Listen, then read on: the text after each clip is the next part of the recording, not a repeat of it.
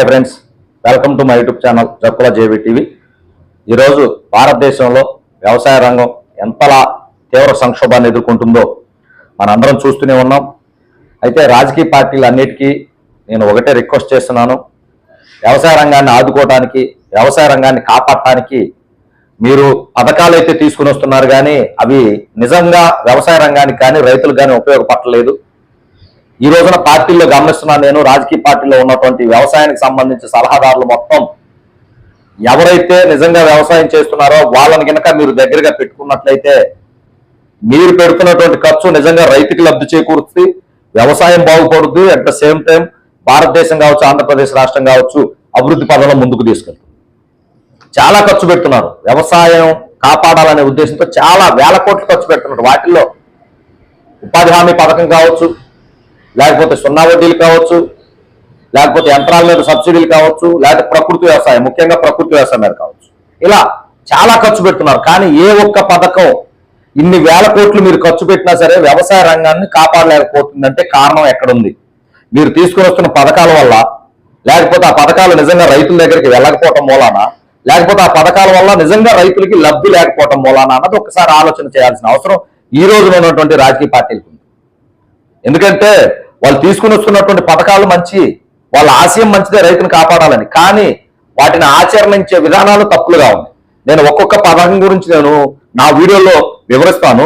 ఒక్కొక్క పథకం, జాతీయ గ్రామీణ ఉపాధి హామీ పథకం తీసుకుని వచ్చారు, దానికి ఎన్ని వేల కోట్లు ఖర్చు పెడుతున్నారు, అది ఏ విధంగా రైతులకు ఉపయోగపడుతుందా లేదా, లేదా ప్రకృతి వ్యవసాయం గురించి స్టాఫ్ నియమించారు, అది రైతులకు ఏ విధంగా ఉపయోగపడుతుందా లేదా అన్నది నేను ఖచ్చితంగా నా వీడియోల రూపాన మీ ముందుకు తీసుకొని వస్తాను. కానీ ఈ రోజున ప్రభుత్వాలు కానీ, వ్యవసాయ రంగంలో ఉన్నటువంటి నిపుణులు కానీ, ఫీల్డ్ క్షేత్రస్థాయిలో ఎవరైతే వ్యవసాయం చేస్తూ ఉన్నారో వారి సలహాలు, వారి ఫీడ్బ్యాక్ తీసుకోకుండా పై స్థాయిలో మీరు తీసుకుని వస్తున్నటువంటి పథకాల మూలాన నిజంగా రైతులకి లబ్ధి అయితే జరగట్లేదు. ఇది మాత్రం వాస్తవం. ఎందుకంటే దెబ్బ తగిలిన చోట మందు రాయకుండా వేరే చోట మందు రాస్తున్నారు. అంటే ఎక్కడ రైతు ఏ విధమైన సంక్షోభాన్ని ఎదుర్కొంటున్నాడో దాన్ని ఆలోచించి దాని ద్వారా మీరు రైతును ఆదుకోవటం మానేసి దేశం మొత్తం ఒకే ఉమ్మడి ప్రణాళిక రచిస్తూ ఈరోజు ఇబ్బంది పడే పరిస్థితుల్లోకి వెళ్ళిపోయింది వ్యవసాయ రంగం.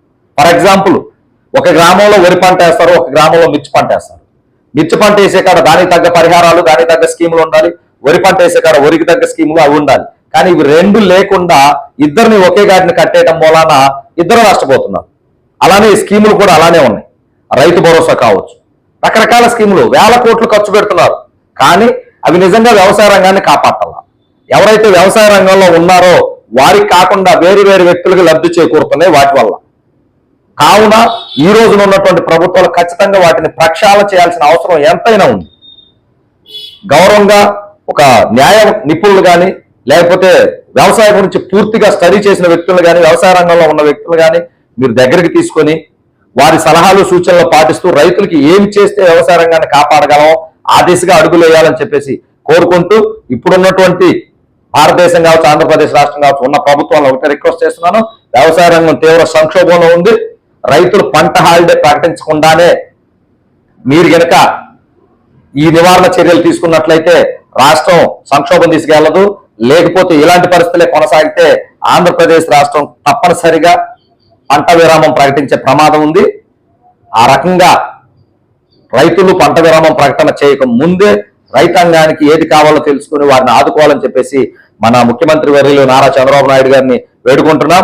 ఏదేమైనప్పటికీ ప్రభుత్వాలు పెడుతున్న ఖర్చు రైతులకు కాకుండా వేరే వేరే వ్యక్తులకు ఉపయోగం జరిగే ఉన్నాయి. కాబట్టి ఆ నిధి మొత్తాన్ని తీసుకుని వచ్చేసి ఇప్పుడున్నటువంటి టెక్నాలజీ, ఇప్పుడున్నటువంటి వివిధ రంగాల్లో ఉన్నటువంటి స్టాఫ్ మూలాన మనం ఎవరైతే నిజంగా వ్యవసాయం చేస్తున్నారో వారి వివరాలు సేకరించేసి వారిని ఆదుకునే ప్రయత్నాలు కనుక మనం చేసినట్లయితే వ్యవసాయ రంగాన్ని మళ్ళీ కాపాడుకోగలం, రైతులు కూడా మనం కాపాడుకునే అవకాశం ఉంటుంది. కాబట్టి ఆ దిశగా ప్రయత్నాలు చేయాలని చెప్పేసి ప్రభుత్వాలు కోరుకుంటూ, నా వీడియో చూస్తున్న ప్రతి ఒక్కరికి నేను ఒకటే రిక్వెస్ట్ చేస్తున్నాను, నేను రైతాంగంలో ఉన్న రైతులను కాపాడాలనే ఉద్దేశంతో వీడియోలు తయారు చేస్తున్నాను. దీని ద్వారా నేనేదో లబ్ధి పొందాలని కాదు. దయచేసి నా వీడియోలో, నేను తీస్తున్న వీడియోలో ఉన్నటువంటి రైతుల సమస్యలు, వాటికి పరిష్కారాలు కనుగొనే దిశగా ముందడుగులు వేస్తూ నా వీడియోలు అందరూ చూడండి, వీడియోలు షేర్ చేయండి, నా యూట్యూబ్ ఛానల్ సబ్స్క్రైబ్ చేయండి. రైతాంగాన్ని, వ్యవసాయ రంగాన్ని కాపాడే ఈ ప్రయత్నంలో మీరందరూ భాగస్వాములు అవ్వాలని కోరుకుంటూ, జై జవాన్, జై కిసాన్, జై హింద్.